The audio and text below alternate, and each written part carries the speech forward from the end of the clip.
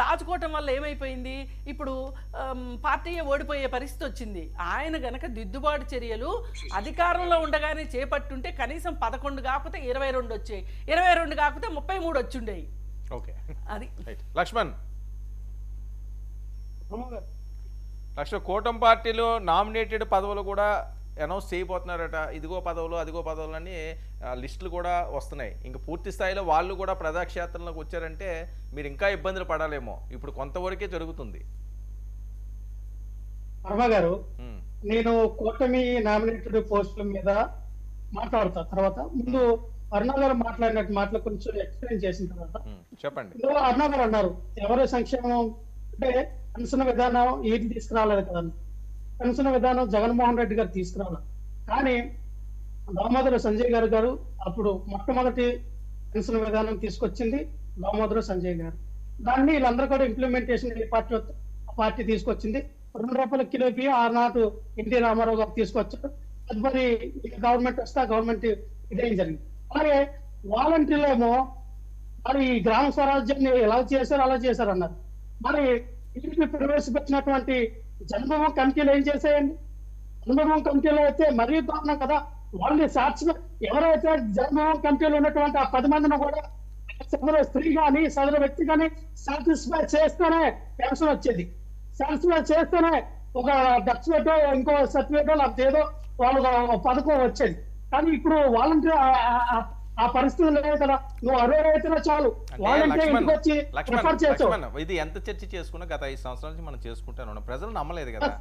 ప్రజలు నమ్మలేదు అనకూడదండి వర్మ గారు. ఓడిపోయినంత మాత్రం ప్రజలు నమ్మలేదని అనకూడదండి. గెలిచిన వాళ్ళు చెప్పింది నిజాలు, ఓడిపోయిన చెప్పింది అబద్ధాలు. చంద్రబాబు ఓడిపోయినప్పుడు కూడా పసుపు కుంకుమ ఇచ్చిన ఫలితం లేదు అన్నారు కదా అంటారు. పసుపు కుంకుమ ఎప్పుడు తీసుకొచ్చారు వర్మ గారు? మరీ మాట్లాడతారు. పసుపు కుంకుమ ఎప్పుడు తీసుకొచ్చారు? ఎలక్షన్ 2 నెలల అదే కదా. 2 రోజుల ముందు పసుపు కుంకుమ ఇచ్చి డబ్బులు వాళ్ళకి చేతికి అందినాయి అంటే అది ప్లస్ అవ్వాలి కదా. అయిందా? అవలేదు.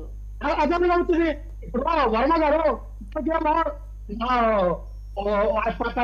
పడిపోతే మనకు భోజనం పెట్టుకున్నా ఒక పూట భోజనం పెట్టి బిర్యానీ పెట్టి ఇస్తే అప్పుడు మంచి భోజనం పెట్టారు. మొదలు పెట్టారు లక్ష్మణ్. 2 అంటాం కానీ వర్మ గారు నేను ఎందుకంటే ఖచ్చితంగా జగన్మోహన్ రెడ్డి గారు చేసినటువంటి పరిపాలన అత్యద్భుతమైన పరిపాలన. సరే, ఇప్పుడు నామినేటెడ్ పోస్టులు అన్నారు. నామినేటెడ్ పోస్టులకు వచ్చేసరికి ఖచ్చితంగా టీడీపీ పార్టీ అనేది అది పునాదుల నుంచి బలంగా ఉంది. కార్యకర్తల బలంతో ఎదుగుతున్న పార్టీ కార్యకర్తల బలం అయితే బలంగా ఉంది. మా పార్టీతో సమానంగానే బలంగా ఉంటుంది అత్యధిక. కానీ ఈ రోజున బలం బలపడాలి, ఆ బలం పుంజుకోవాలంటే జనసేన పార్టీని బలం పుంజుకునేలా చేస్తారా? జనసేన పార్టీ జెండా పెట్టుకొని ఈ 10 సంవత్సరాలు నడిచిన వాళ్ళకి వాళ్ళకి ఏమైనా ప్రాధాన్యత ఇచ్చి వాళ్ళు గుర్తించి పదవులు ఇస్తారా లేదన్నది పవన్ కళ్యాణ్ గారు ఆలోచించాలి. లేదు నేను రేపు 2029లోనే పొత్తు ఉంటుంది, 34లో పొత్తు పెట్టుకుంటాను, పార్టీ ఎలాగైతే నాకెందుకు, నేనే డిప్యూటీ సీఎం అవుతాను, హోమ్ మినిస్టర్ అవుతాను, లేదా ఇంకో శాఖ తీసుకుంటాను, నా వరకు నాకు పదవులు వస్తాయి కదా, నా పార్టీ క్యాడర్ ఎలా పోతుంది అనుకుంటే పవన్ కళ్యాణ్ గారి అంతర్గత విషయం. నేను ఒకటి చెప్తాను,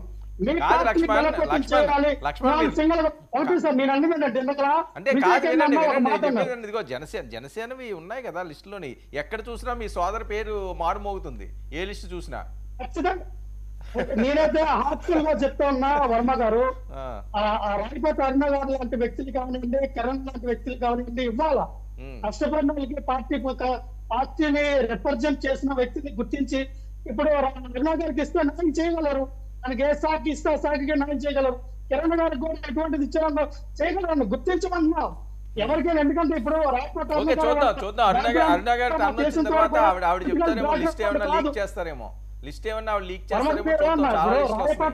పొలిటికల్ బ్యాక్గ్రౌండ్ కాదు.